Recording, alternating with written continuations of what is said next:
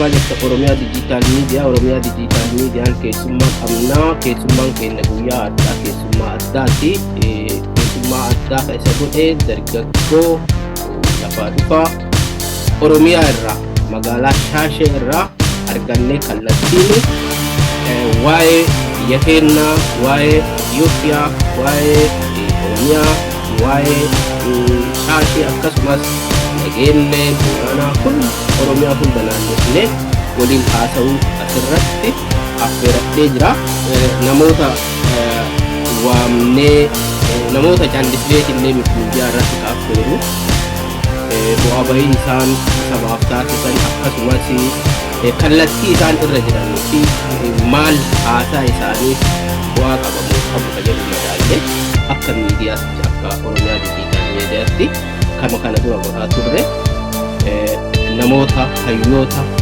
akkasumas namoota bu'aa saba sanaa yookaan saba keessaa bayatanii buusan jedhan affeerree sabaatiin bira uummataatiin leenna atiitti achi roomsaan eenyu eessatti dhalatee maal baratee maalirra jira adda maalirra jira fayyaduu fi sadarkaa barnoota ibsi achi itti daawwanna.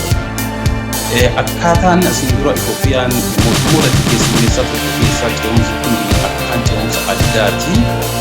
Maalidha yoo jedhamu asiin dura mootummoonni fakkeenyaaf Minilikii dhiyaasuudha akka wannaatti dabarse malee Haayila Sillaasee ajjeeseetu deebi'ee immoo Dargiin Haayila Sillaasee ajjeeseetu yaadii immoo Dargii ari'eetu dhufe. Namni ce'umsoonni adda isa taasisu isuma keessatti dhiibbaa ummataatiin gaaffii ummataatiin uummanni harka micciireetu ce'umsi kun akka taasisa. Yeroo ammaa kun dhugamaa namoonni hedduu kallattii ittiin baratanii fi waan baratanii hojjetaa hin jiranii sababni isaas sababoota hedduu kan walirra tuulte waan jiruuf ati akka ilaaluuf gargara yeroo ijoollee kalee karaa irratti dhagaa tuulanii yookaan fincila guddaa godhummaa naannoo keenyatti waan filatuu kana irratti warroota mootummaa Itoophiyaa harka micciiree jijjiiramni Itoophiyaa keessatti dhufe jedhamee faarfamuu fi faarfamaa jiruu fi faarfamaa tures akka dhufu warroota taasisan keessaa firoomsaa goobeellee nama tokko jedheetti abdadha. Fakkeenyaaf akka jecha kan kootee ibsutti biyyaansi dhimma kana kitaaba sirra fuulduratti nan baasa jedheetiin abdii qaba. Kanaaf maaltu da'ame mootummaan kun yeroo san keessatti namoonni warroonni siyaasas waliin hubanne siyaasni kun fakkeenya wayyaaneen gaafa akkasitti aangoo kennitu akkasitti miti. Qaamni alarraa nama Oromoo beekamtii qabu biyyatti haa galanii barbaadan. Qabxiin amma akka wannoota ati kaaftee ta'a gaafa muummeen ministeera Itoophiyaa Dr. Abiyyi masaraa mootummaa Minilik haaraa oomishee shook ta'e akka kiyyatti gaafa jechuudha. Kunniin tuuti isaa gaafa walitti dabalamu haalonni ture sun ce'umsatti as fidu yookiin ce'umsa kana milkeessuu waan irra ture hin turre. Isaa hillolina kana isaa uummata kana mirga qaba kanaa isaa waliin barbaadu. Itoophiyaa lola guutuu bareedu barbaadu. Warra iyyaa ta'e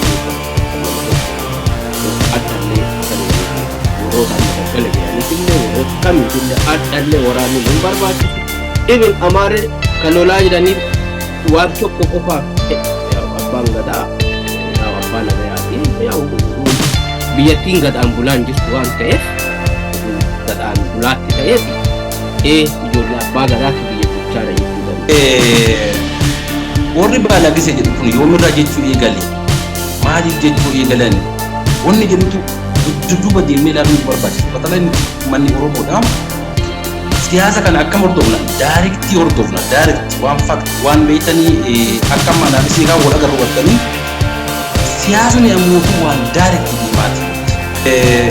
Wama yeroo san arge yooma yeroo san ta'e yooma waan argisan maaf ta'e maaliif ta'e akkamiin ta'e hin jedhu.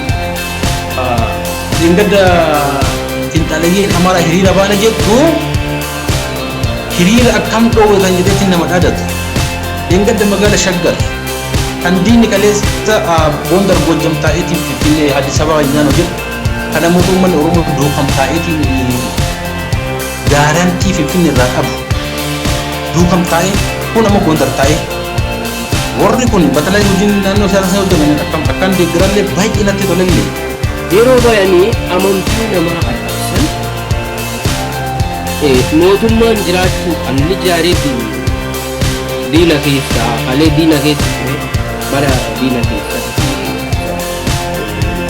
baay'ee miidhamee dhiisamee achi ba'ee disipiliinii namni keenya disipiliinii